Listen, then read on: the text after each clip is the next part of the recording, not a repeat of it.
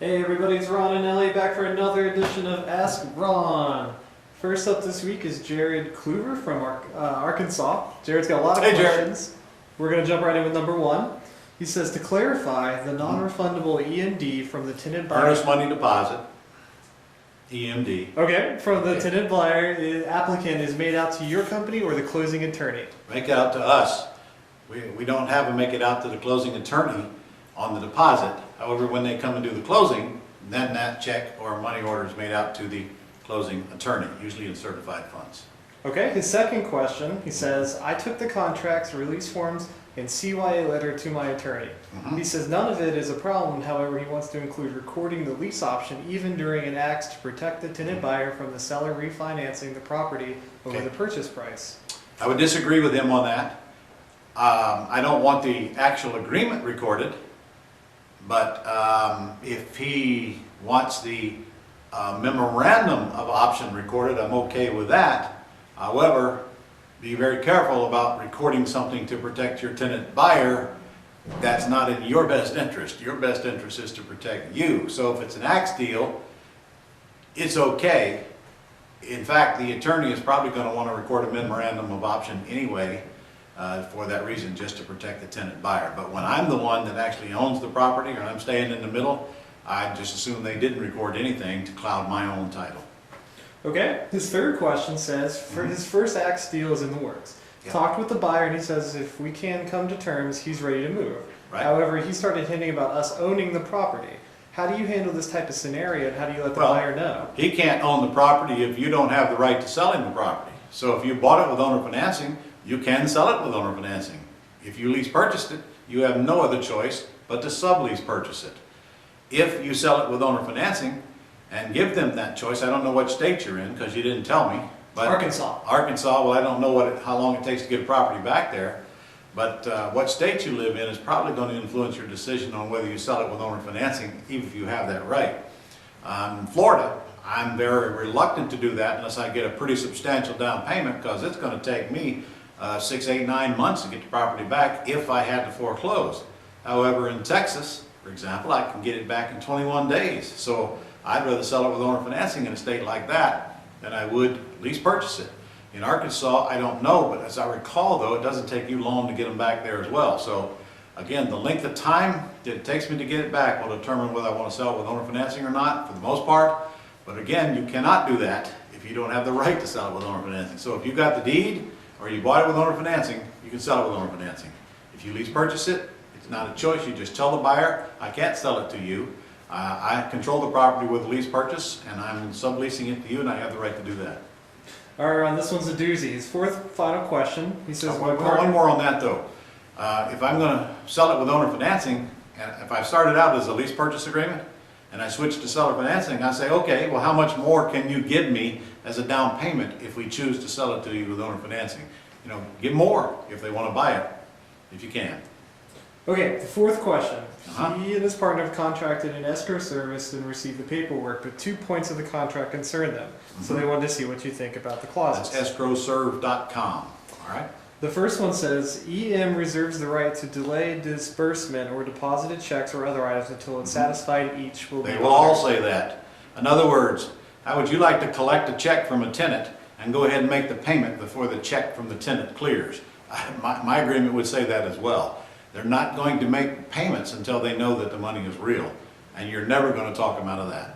Okay, the second clause says EM may assign the servicing to any person, firm, or corporation and may change the That's fees. a standard clause that goes in any agreement, so that if they were to sell their company, then that new company has the right to collect these new fees. They're not going to violate your rights or your buyer's rights or your seller's rights. And if this is an issue, just call them up and discuss it with them. Maybe you can get them to remove that from their agreement. That's the only thing I can advise you to do. These conversations should be between them and you, honestly, and negotiate what you can and either stay with it or don't stay with it. But you're going to find that same provision in any escrow services contract. All right, our next guy is LaShawn from Virginia. Hey, LaShawn. LaShawn asks, or says, there's a condo for sale and the owner is asking what's left on the mortgage. Tenant just started a 1-year lease beginning of this month. All right, I'm seeing comps 10,000 above asking price and rent Okay. positive cash flow $50 a month. right. Ron, can I encourage the tenant to become an owner via lease option even though they started their rental lease? I would not only encourage it, I would insist on it, absolutely. Take control of the property and go find out if the tenant actually wants to buy the property.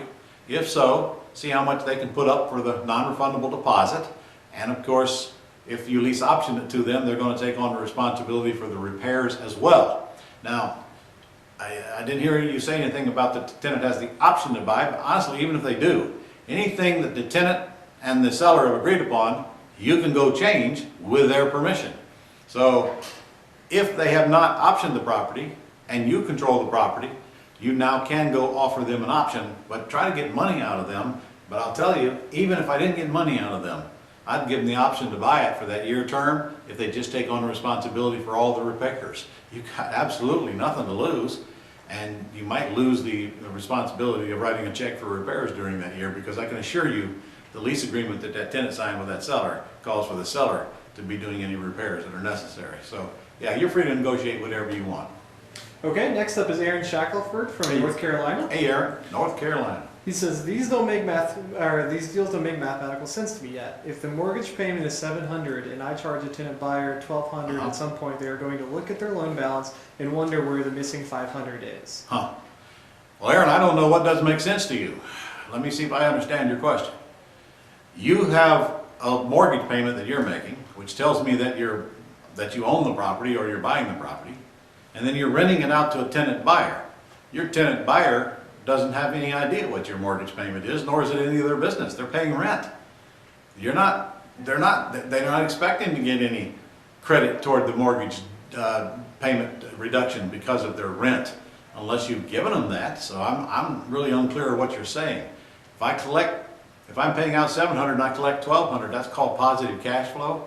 Your tenant is never going to ask you what you did with the other $500. It's not their business. I must be missing something here. And so if you want to clarify that and resubmit it, I'll try it again. Last up this week is Tim Barnes from New York. Hey Tim. Tim says, Ron, I'm finding sellers who have equity in pretty houses who will only sell at no more than 10 to 20% discount for retail and will be cashed out. Can I put these under an option contract, find an FHA qualified buyer? No, you can, but it's a waste of your time. If they won't give you terms, then you're not going to buy the property. It's that case. So if they want cashed out at 10 to 20% of the ARV, deal done, move on, get over it. There's no way you're going to make money on that. If you put it under contract on an option and try to go find somebody to bring them in at a higher price, by the time you get through with that deal, with that small amount of markup in it, you're going to have so many difficulties trying to get the deed from the seller to your new buyer. I'm telling you, it is not worth messing with. And that's assuming, of course, that you're going to be able to find the cash buyer for more than what they're asking. Why don't you go do the easy deals? Go work with the sellers who will give you terms so that you can pass them on to the buyers, make the easy money, the fast money, and quit doing everything hard. Guys, we have a choice. We can work with the people who want to work with us, or we can continue to try to make unmotivated sellers motivated. Of those two choices, which one do you think is going to work the best? Well, the old guy will tell you.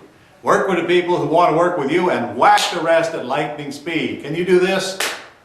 Get rid of them. Get them out of your life. Screen them. Let them go. Let them move on. Let them find somebody else that wants to pay cash retail price for their house. That's not how we make money in real estate today. So is that all the questions? That's all the questions. Thank you, Ron. So you're going to let me leave it on that, huh? Yeah. All right. All right, guys. You're running out of time to get on my Work for Equity simulcast now. Better go down there right now and sign up, because we're getting very close to my 500 limit. If you don't get in there pretty quick, you're going to get blanked out, and you're going to be all upset at me for not telling you sooner. I told you sooner. Get in quick. 3 hours. Be very, very, very powerful 3-hour seminar. See you next week.